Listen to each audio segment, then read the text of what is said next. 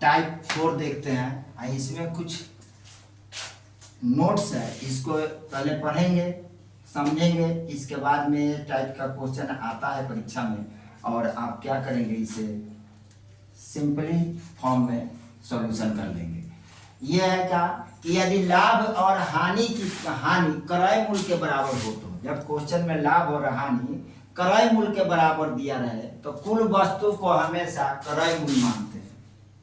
क्रय मूल्य तथा लाभ हानि के अनुपात में प्राप्त करते हैं। क्रय का यदि लाभ अथवा हानि क्रय मूल्य के बराबर हो, यानी लाभ और हानि क्रय मूल्य के बराबर हो तो क्रय मूल्य तथा लाभ और हानि का अनुपात प्राप्त करते हैं। लाभ और हानि का अनुपात प्राप्त कर लेते हैं। ये समझने की बात है। बस अगर ये समझ में आ गया तो ये क्वेश्चन आ गया। कह रहा है कि 15 वस्तु को बेचकर 3 वस्तु के क्रय मूल्य के बराबर लाभ प्राप्त होता है। यानी 3 वस्तु के क्रय मूल्य के बराबर लाभ प्राप्त होता है। कितने वस्तु को बेचने पर? 15 वस्तु को बेचने पर। तो इसका लाभ प्रतिशत क्या होगा? लाभ प्रतिशत हमको निकालनी है। तो हम क्या लिख देंगे? यहाँ पर क्रय मूल्य लिखेंगे, सिंपल सा। और यहाँ क्या लिखेंगे? यहाँ लाभ लिखेंगे। क्रय मूल्य कितना? 15 वस्तु को बेचकर 3 वस्तु के क्रय मूल्य के बराबर लाभ रहेगा। तो 15 वस्तु यहाँ हो जाएगा और यहाँ 3 लाभ हो जाएगा।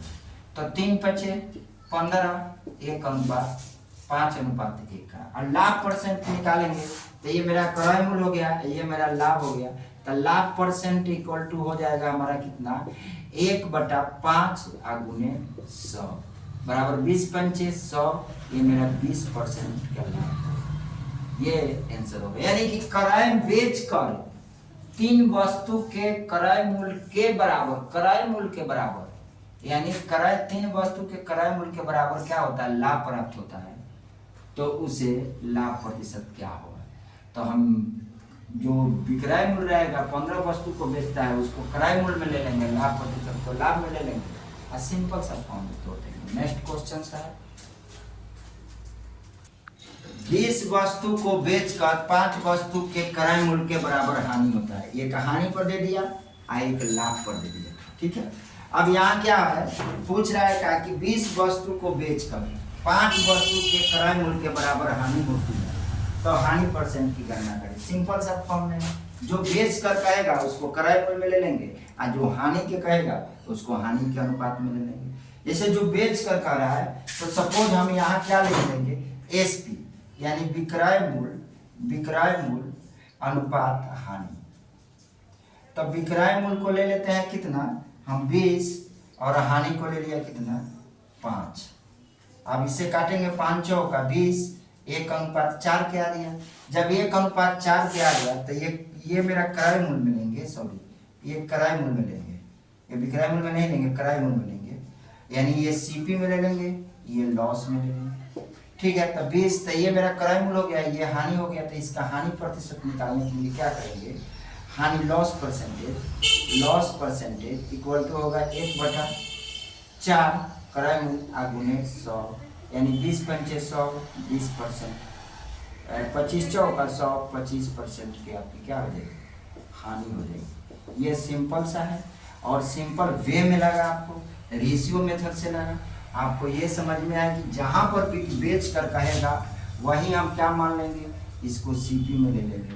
और जो हानि कहेगा 15 वस्तु, ये 20 वस्तु का बेच कर, तक 20 वस्तु बेच कर मैंने कि क्रय मूल्य 20 वस्तु है, 5 वस्तु के क्रय मूल्य के बराबर लाभ होता हानि होता है, तो 5 वस्तु आपका हानि हो जाएगा।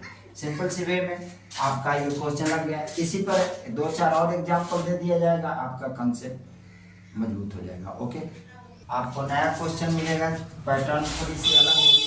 इसमें क्रय मूल्य पे था, इसमें भी क्रय मूल्य पे था है। और इसको देखेंगे, देखने के बाद भी इस क्वेश्चन को थोड़ा सा ध्यान देंगे और इसे नोट करेंगे। और इसे नोट करने के बाद में ये क्वेश्चन खुद ब खुद आपको समझ में आएगा। दोनों एग्जाम्पल लगा लेंगे। कह रहा था कि यदि लाभ अथवा हानि विक्रय मूल्य के बराबर हो, लाभ अथवा हानि विक्रय मूल्य के बराबर हो तो कुल वस्तु को हमेशा विक्रय मूल्य मानते हैं। उसमें क्या था? क्रय मूल्य मानते थे कुल वस्तु को, इसमें क्या मानेंगे? विक्रय मूल्य मानेंगे कुल वस्तु को। और विक्रय मूल्य लाभ अथवा हानि का अनुपात निकालते हैं। और विक्रय मूल्य लाभ अथवा हानि का अनुपात निकालते हैं।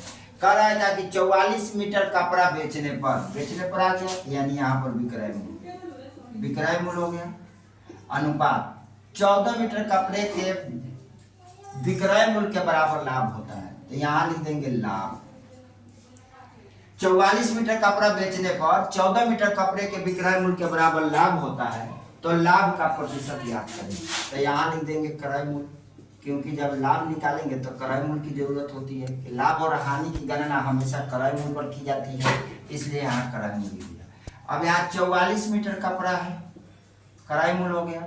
14 मीटर क्या होता है, लाभ होता है 14 मीटर कपड़ा के बराबर, तो क्रय मूल्य कितना हो जाएगा, इसको घटा दो, तो 0 की 0, 4 में से 1 गया 3, 30। अब क्रय मूल्य निकल गया, तो लाभ प्रतिशत की गणना क्रय मूल्य और लाभ पर करेंगे, इसकी गणना तो इस पे होगी, तो यहाँ लिख देंगे लाभ परसेंट इक्वल